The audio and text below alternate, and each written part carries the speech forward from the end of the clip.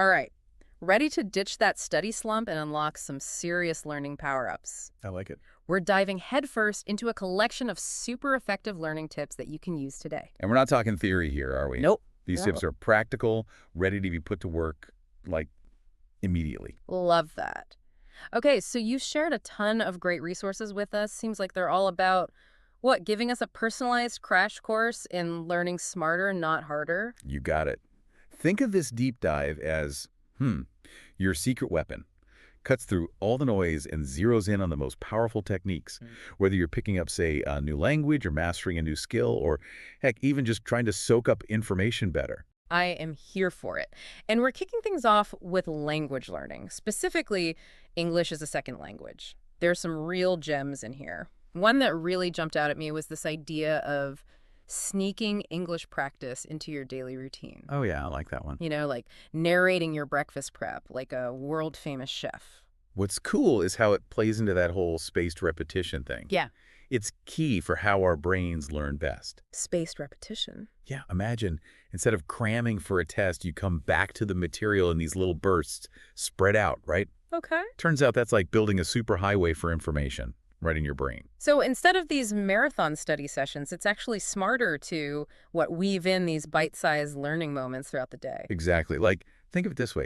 It's the difference between trying to gulp from a fire hose. Oh, wow. Yeah. Versus, taking sips from a water fountain. Which actually reminds me of another gem from these resources. Pairing new adjectives with nouns. Have you heard of this one? Okay, so this is where it gets really interesting. Because I have always struggled with remembering new vocabulary. How does this adjective-noun trick work? See, our brains. Yeah. They crave those connections. Okay. Instead of just trying to memorize, say, delicious, just floating out there, Right. your brain's going to latch onto it way faster if you link it to a noun, right? Mm-hmm. A delicious meal, a delicious aroma. It's not just a word anymore. It's part of an experience. That's such a simple but powerful shift. And this could apply to learning all sorts of things, not just vocab. Oh, absolutely. It's Yeah. all about finding ways to make that information stick by, connecting it to something with meaning.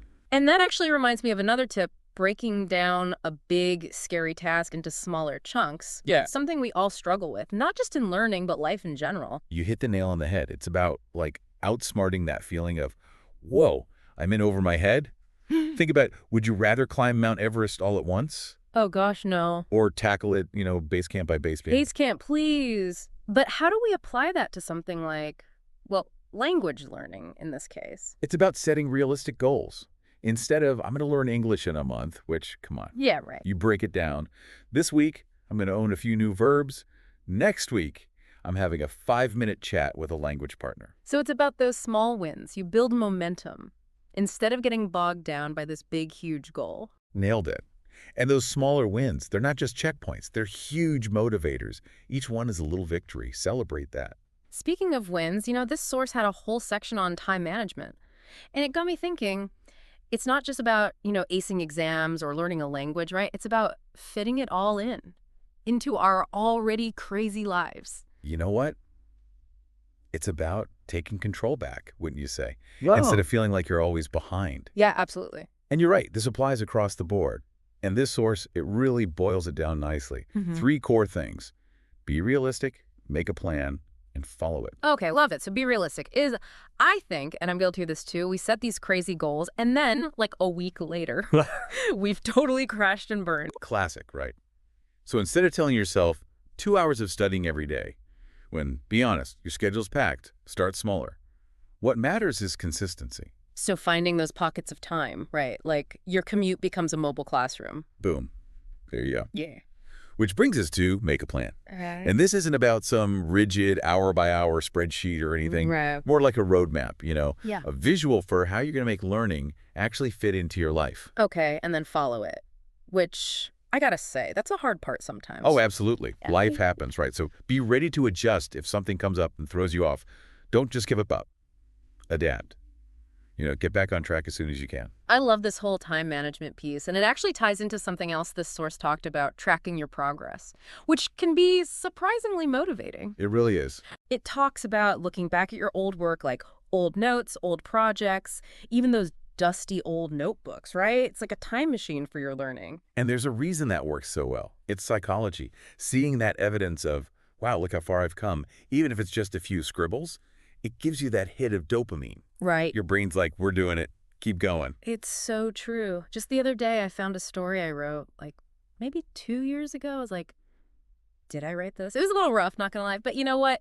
It was such a good reminder of how far I've come as a writer, you know? I was like, okay, let's keep this going. Those are the best moments, aren't they? It's about those little victories along the way. Because they add up. Exactly. Don't just focus on the finish line, right? Notice each milestone, each hurdle you clear. Celebrate those. So we've covered a lot. Sneaking in the learning, managing time, and then, like, actually celebrating those small wins. And it feels like these are all what pieces of the same puzzle. It's like we're not just, letting information wash over us. It's more like we're shaping the adventure, right? Exactly. It's about ditching that old empty vessel idea where knowledge is something someone just pours into you. Right, right. We're active here. We as learners are part of this. So it's not just about what we're learning, but the how, like our whole approach. Yes. It's about bringing that curiosity, that willingness to try stuff out, and even, embracing the mistakes a little. Which, let's be real, we're going to make them. Nobody just becomes an expert. Exactly. Every time we trip up, it's feedback. I love that shift in thinking. It's not failure. It's just, okay, how do we adjust? There you go. Each misstep makes our understanding a little sharper. So we're wrapping up this deep dive on learning how to learn. What's the one thing you hope our listeners take away from all this? That's a good one.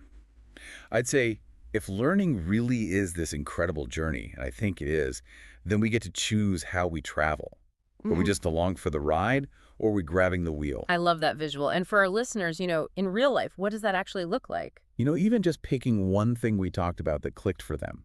Maybe it's the spaced repetition or breaking those big goals down into baby steps. Try it out in their own learning. Turn inspiration into action. Yes. I think that's the perfect place to end it. We've uncovered some seriously effective strategies, but at the end of the day, it's up to each of us to take that knowledge and run with it. Absolutely. And hey, remember, you're not alone in this. There's a whole world of fellow learners out there, educators, resources, all here to help you on your journey to knowledge. So well said. Thanks for being part of that journey with us today. Until next time, happy learning, everyone.